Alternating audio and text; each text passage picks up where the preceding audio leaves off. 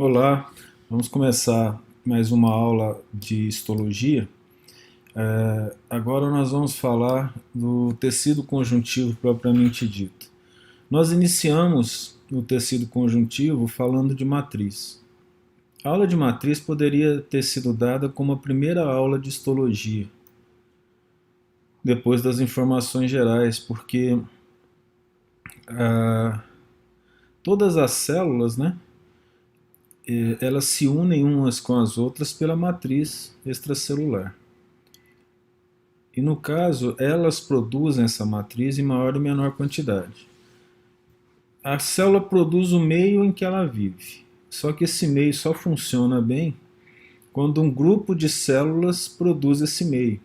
E uma interfere na fisiologia da outra, fazendo com que o tecido tenha uma função comum. O tecido conjuntivo propriamente dito é o tecido conjuntivo com características gerais, que tem fibras, células, dentro da matriz as fibras e a substância fundamental amorfa, mais o líquido tissular que a gente vai comentar.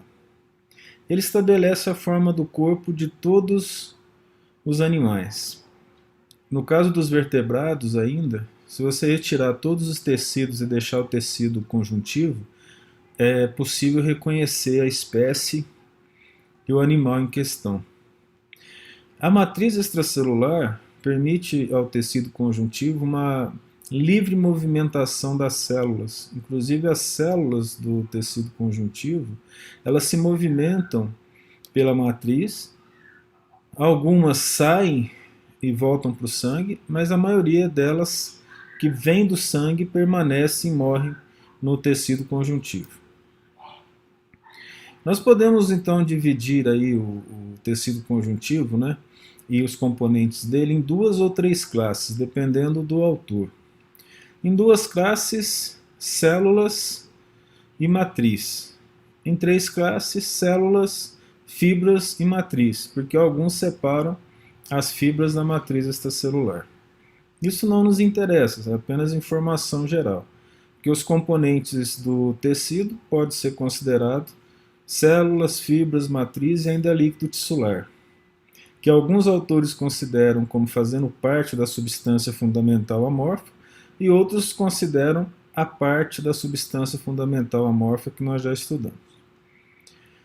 A matriz celular nos conjuntivos ela é bastante abundante, disso nós sabemos. E ele é originado do mesoderma ou do mesênquima. Aqui nós temos uma situação interessante. Ó. Uma célula-tronco do sangue formando todas as células sanguíneas. E uma célula-tronco chamada célula mesenquimal indiferenciada, que existe no adulto, mas que no embrião forma todas essas outras células aqui, ó, ligadas ao conjuntivo. A principal célula do conjuntivo é o fibroblasto.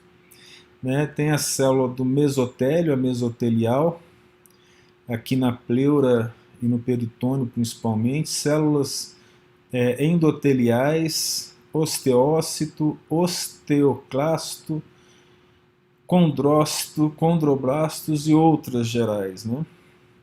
Algumas células do conjuntivo não são formadas pelas células mesenquimais, mas pelas células tronco hemocitopoética, como o macrófago, né, que chega ao conjuntivo, o monócito forma o macrófago no conjuntivo, né? Os linfócitos chegam ao conjuntivo, o linfócito B forma o plasmócito, isso acontece também no conjuntivo. Esse grupo, né, dos basófilos, eosinófilos e neutrófilos, chamados leucócitos, também vão para o conjuntivo, mastócito também vai para o conjuntivo, e assim por diante. Então, as células indiferenciais ou células-tronco formam células do próprio conjuntivo, como as células mesenquimais, e células que vão para o conjuntivo e morrem lá. A exceção é o linfócito B, que ele pode retornar ao sangue. A origem dessas células, de acordo com cada autor, varia. Isso é uma coisa interessante. Ó. Parte do mesênquima forma uma camada conhecida como mesodermo embrionário ou intraembrionário. Aqui está dizendo que o mesênquima forma o mesodermo. Embaixo, o mesênquima se origina principalmente a partir do folheto embrionário intermediário, o mesodermo. Aqui em cima, o autor é um Moore, no famoso livro de embriologia clínica canadense, né, utilizado no mundo todo. Aqui embaixo, os famosos autores brasileiros, Junqueira e Carneiro, com os livros também usados no mundo inteiro. Observa que um fala o oposto do outro em relação se o mesoderma forma o mesênquima ou o mesênquima forma o mesoderma. Isso não nos interessa, é fato. Mas a gente precisa tomar cuidado também, porque o excesso de preciosismo, né, em sabermos os nomes, em sabermos exatamente aquilo que está escrito no livro, não necessariamente é verdade. Vamos começar falando das células do tecido conjuntivo. Tem as produzidas e as importadas, como a gente acabou de ver. As produzidas são derivadas das células mesenquimais indiferenciadas. As importadas, da célula-tronco hemocitopoética. Os leucócitos são exemplo das células importadas, né? O macrófago também é importado. As células do conjuntivo são os fibroblastos, que são as células típicas, os macrófagos, que são derivadas dos monócitos do sangue, e quando entra no conjuntivo tem a função principal, né, de fagocitar. Os mastócitos, também derivados do sangue, com grande importância em processos inflamatórios. Os plasmócitos, né, que são derivados do linfócito B, também vêm de fora. Os adipócitos, que se acumulam no tecido conjuntivo frouxo, formando o tecido conjuntivo especial, chamado adiposo. Os leucócitos, né, formados pelos eosinófilos, basófilos e neutrófilos. Os linfócitos, que a gente já citou aqui. E aqui não está sendo representada a célula mesenquimal, ou as células mesenquimais, que são encontradas principalmente envolvendo os vasos sanguíneos. A morfologia delas é conhecida. Diante de uma lesão do tecido, de uma lesão no vaso, elas são então estimuladas e ajudam a regenerar, a formar novas células para regenerar aquele tecido lesado. Olha, dessas células, o fibroblasto, que é o mais importante, ele se apresenta de duas formas, metabolicamente diferentes. Uma forma altamente metabólica, chamada fibroblasto, e uma forma de baixo metabolismo, chamado aqui de fibrócito, né? O fibrócito é uma forma quiescente, ela está ali esperando, descansando, se for necessário, ela forma o fibroblasto, volta a ser o fibroblasto para ela voltar a trabalhar. Histologicamente, isso aqui é um tendão, e toda essa parte rosa aqui são fibras de colágeno.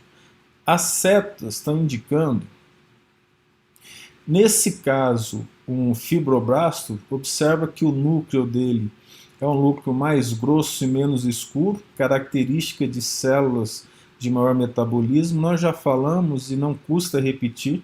Quando o núcleo da célula ele é vesiculoso, ele não é escuro, ele apresenta grânulos de cromatina esparsos, é porque a cromatina está desespiralizada.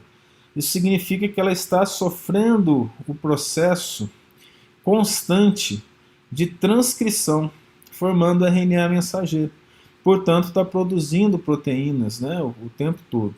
Aqui você vai observar essa seta do lado direito, né, nesse caso, bem aqui, ó, que esse núcleo da célula é um núcleo, apesar de aplanado, bem escuro, não vesiculoso. Então a célula está com metabolismo baixo.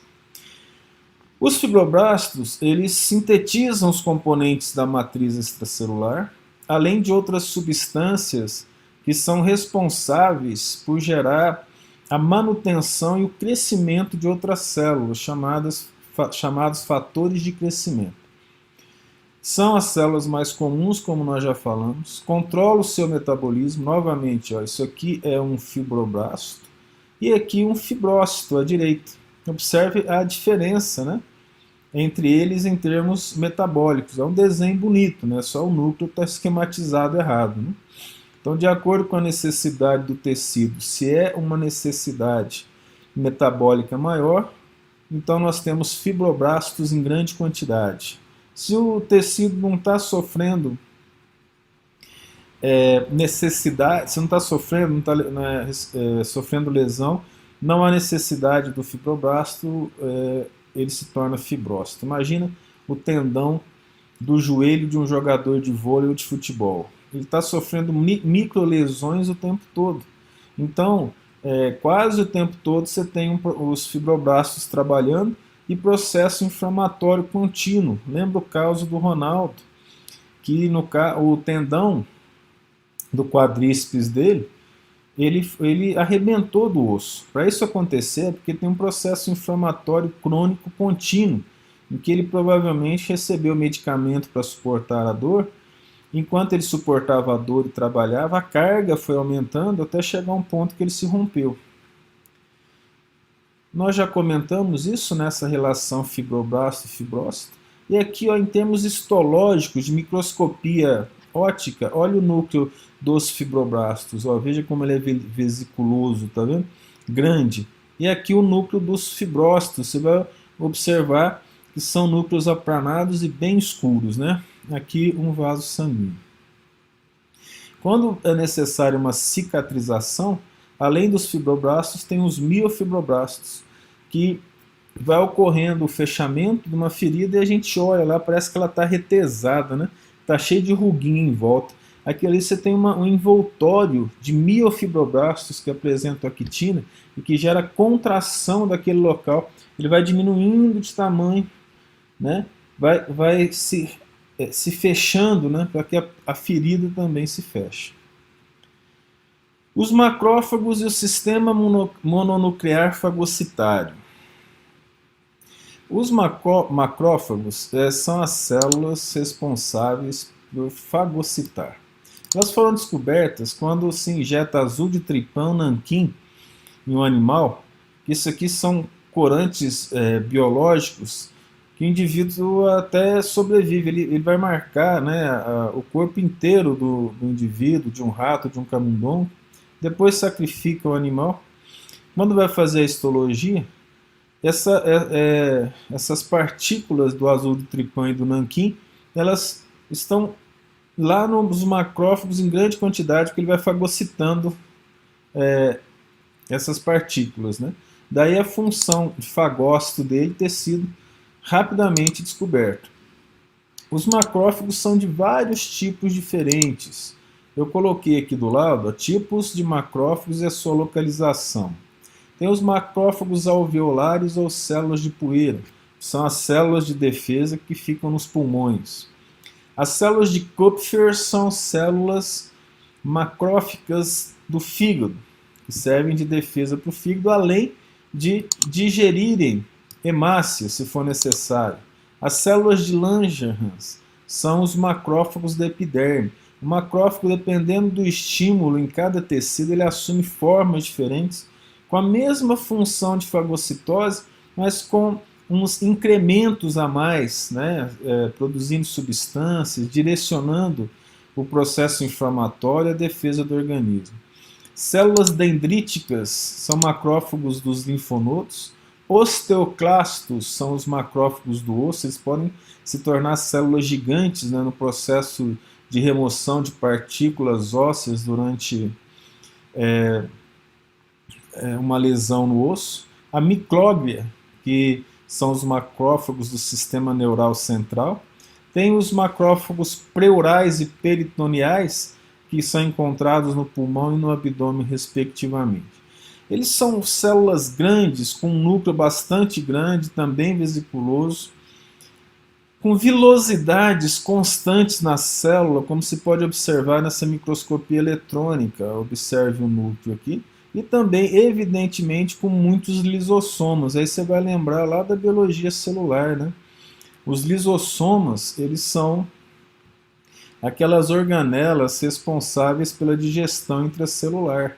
E ele precisa, para digerir as partículas, ter grande quantidade de lisossomos, no caso o macrófago.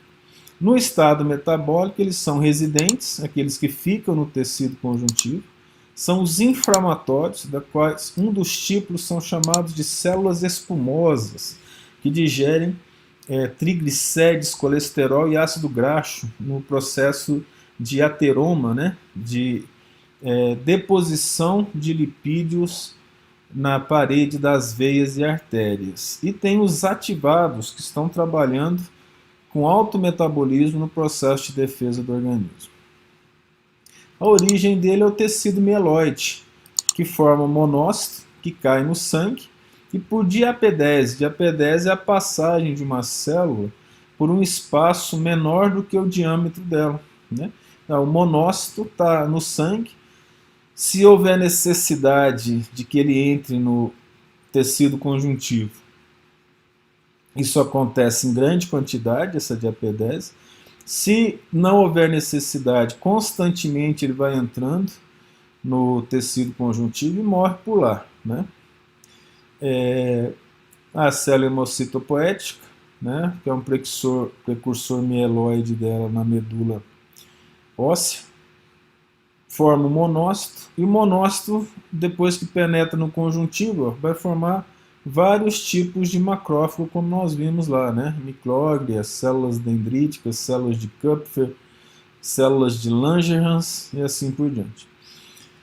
Quando é necessário um trabalho exaustivo de fagocitose, os macrófagos vão se unindo uns aos outros, né? Formando uma célula gigante, chamadas de gigantócitos. Olha, observe com cuidado aqui, ó, você vai ver essa célula enorme aqui, com vários núcleos dentro dela. Isso aqui é a junção de vários macrófagos, aqui talvez um corte tangencial, né, mas um outro macrófago gigante, que vai, no caso, aumentar o poder de fagocitose num processo inflamatório. Tudo que tiver em vermelhinho assim, ó, é porque nós vamos falar de processos patológicos ou de interesse médico, né? Então, como nós vimos lá, ó, muitos se juntam e formam células gigantes, chamadas células gigantes de corpo estranho ou gigantócitos. Alguns falam que elas parecem células epitelioides. Então é uma situação interessante, né? Porque é algo assim inusitado, né? Você vai juntando as células, formando uma supercélula de defesa, e ela é estimulada em condições patológicas. Secretam muitas substâncias importantes no processo inflamatório que convida outras células ao trabalho. Então, o processo em relação a isso, por exemplo, um exemplo aqui nessa figura, tem um linfócito T, né? Esse linfócito T, ele entra em contato com o macrófago, ele estimula o macrófago aqui para, por exemplo, reconhecer determinado antígeno. Aí, ele então, reconhecendo esse fragmento de antígeno, ele passa a processar esse antígeno e fica mais fácil de fazer a fagocitose. O macrófago vai fazer a fagocitose de forma mais simples. Olha, essa célula não chega nessa outra aqui, ó, um linfócito não chega no macrófago à toa. Ele vai chegar devido às substâncias lançadas aqui, é uma comunicação chamada de comunicação parácrina. Essas células se encontram e aí informações são passadas, né, nas várias dimensões aqui. Elas realizam digestão parcial de antígenos e os apresentam, como nós falamos, em função da célula T. São células da defesa imunológica que também trabalham contra tumores, né, e nos processos infecciosos, e a entrada de micro-organismos indesejáveis e a produção de células indesejáveis, respectivamente, no processo inflamatório e no processo tumoral.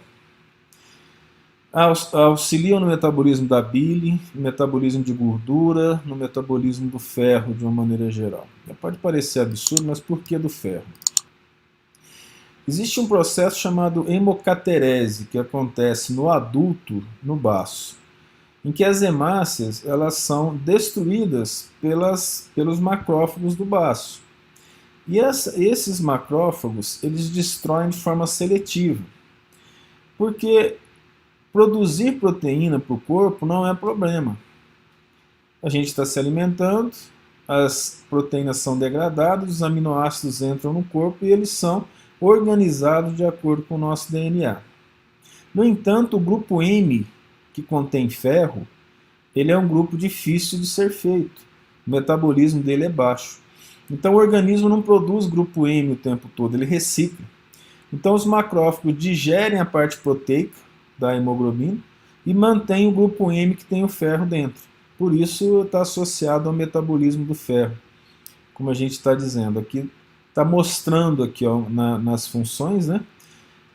Essa figura está em espanhol, mas todo mundo aqui todo mundo é capaz de entender o que está aqui, né? São os vários trabalhos do macrófago aqui, ó, e a relação do macrófago com outras células em relação a antígenos e anticorpos. Isso é estudado em detalhe na imunologia.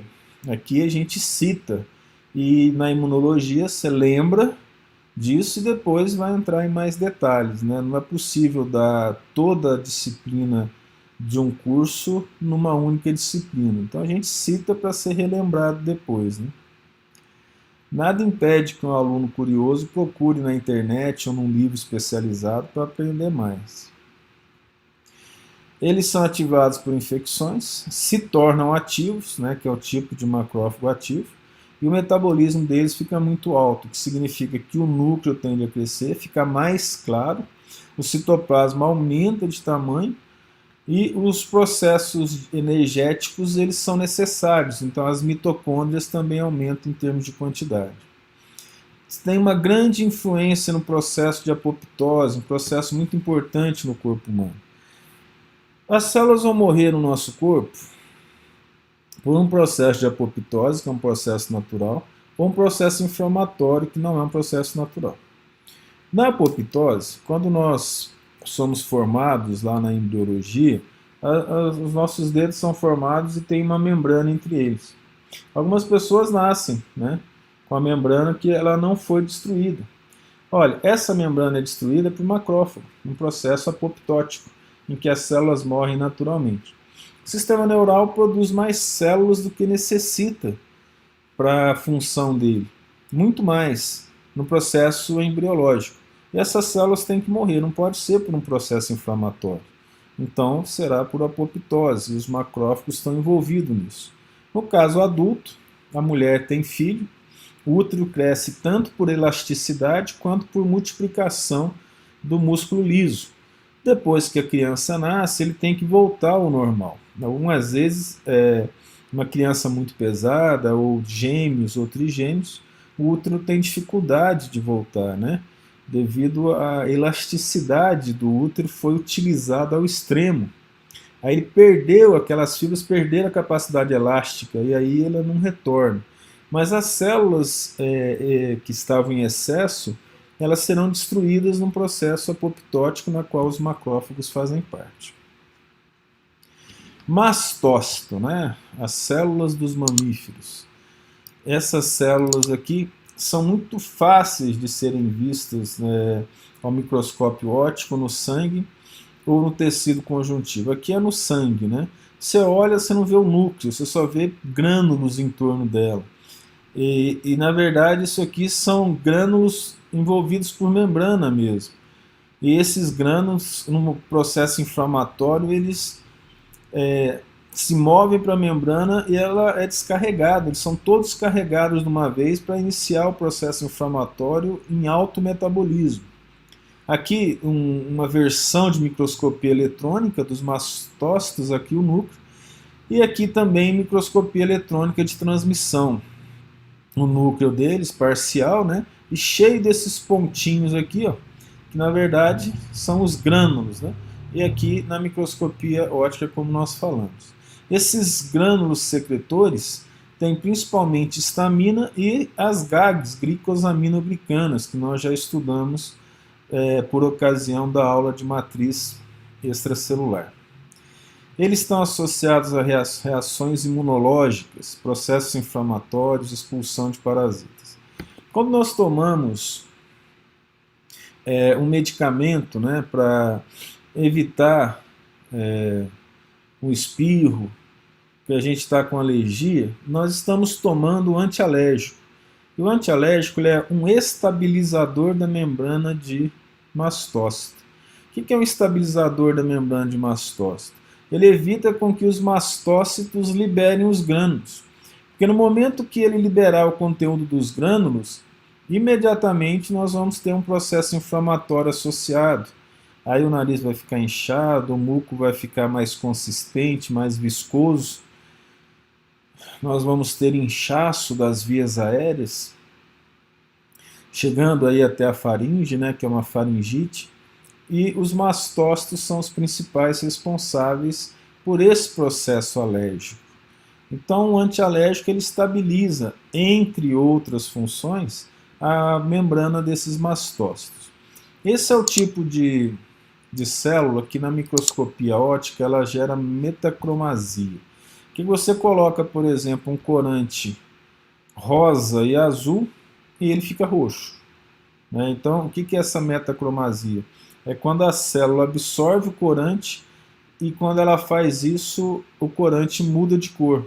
E os mastócitos têm essa propriedade. A histamina que eles liberam em grande quantidade, ela aumenta a permeabilidade dos vasos no processo inflamatório. O que é isso? Ela faz com que maior quantidade de células e de líquido do sangue passem para o tecido conjuntivo. Por que isso acontece? Porque os monócitos eles são requisitados em grande quantidade do sangue para se tornarem macrófagos, porque os linfócitos são requisitados em grande quantidade, porque os leucócitos são requisitados em grande quantidade. Então ela inicia o processo inflamatório, aumentando a permeabilidade. Olha, essa permeabilidade aumentada também aumenta a pressão sanguínea naquela região. Ora, aumentando a pressão sanguínea naquela região e aumentando a quantidade de líquido no tecido, nós temos um edema, nós temos um alto metabolismo gerando calor e nós temos a liberação de substâncias causadoras de dor, como os leucotrienos e as prostaglandinas, que são liberadas tanto pelos leucócitos quanto pelos mastócitos. Você não precisa saber esse detalhe do nome, você precisa entender que no processo inflamatório, substâncias são liberadas para que as células de defesa se agreguem em torno do problema para resolver, e ali várias substâncias são liberadas, substâncias que vão gerar comunicação entre as células, substâncias que vão gerar aumento da permeabilidade dos vasos, substâncias que vão gerar dor. A dor é importante porque ela vai fazer com que o indivíduo proteja a região lesada, né, para não gerar mais problemas. Entre as substâncias liberadas tem os leucotrienos, né? Leuco significa branco, e os leucotrienos, eles são substâncias que agem também no processo inflamatório. Essa secreção é parácrina, como nós falamos, né? Tem vários tipos de secreção. Tem a hormonal, em que a secreção vai atuar longe de onde ela foi feita.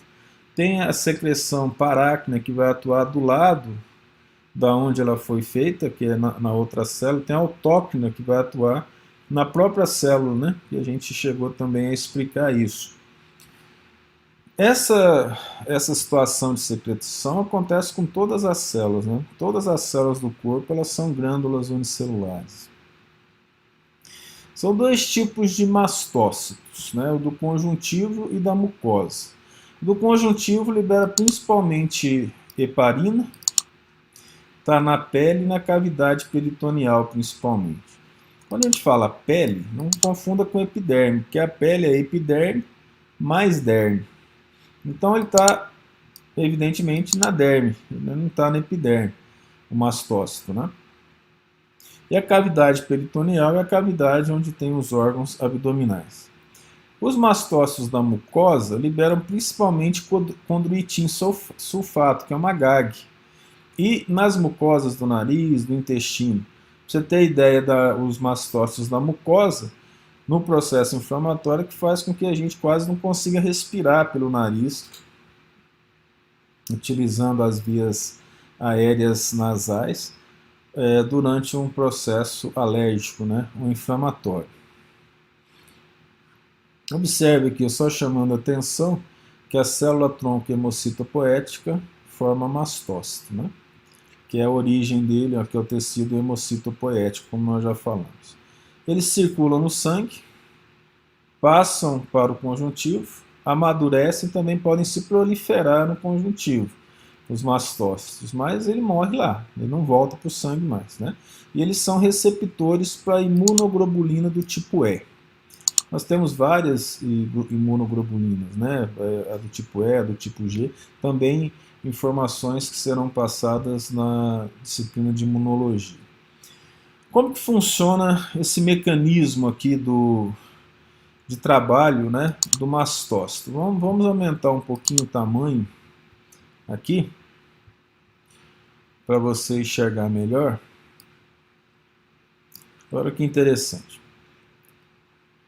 Um antígeno, ele chega nos anticorpos dos receptores, né, os anticorpos IgE. E aqui tem os receptores dele. Ele ativa um processo de segundo mensageiro. Esse processo de segundo mensageiro funciona como? Para você entender melhor esse processo de segundo mensageiro,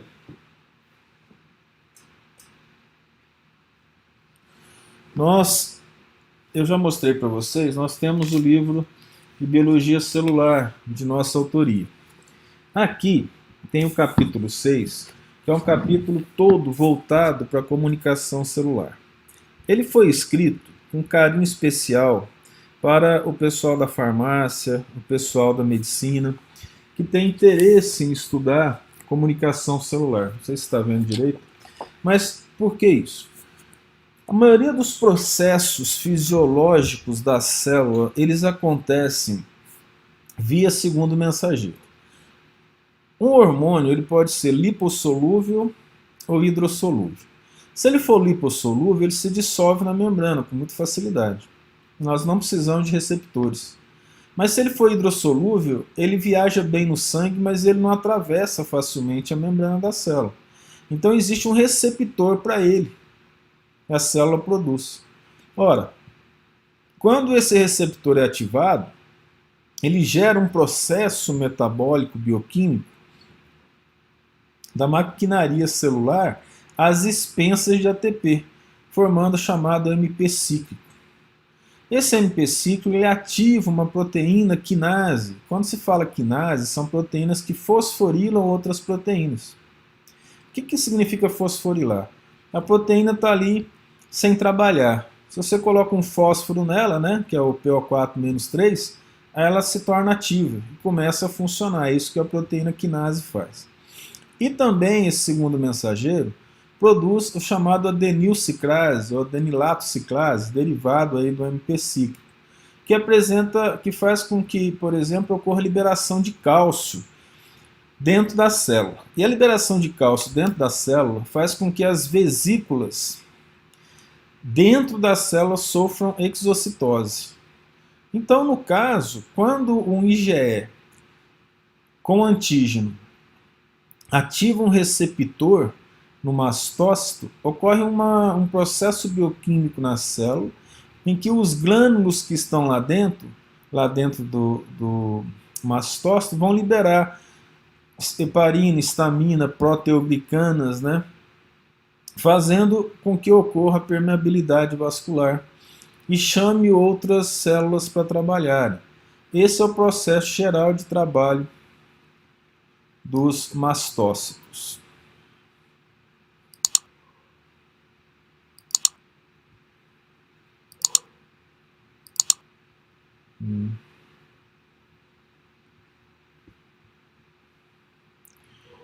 Tecido conjuntivo ainda propriamente dito, e ainda falando dos mastócitos, né, associados aí essa célula de grande importância, o que nós temos aqui?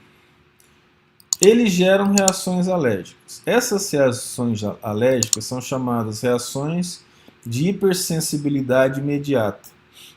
Quem tem alergia sabe. Se for alergia a pó, assim que pegar uma poeira, imediatamente a pessoa já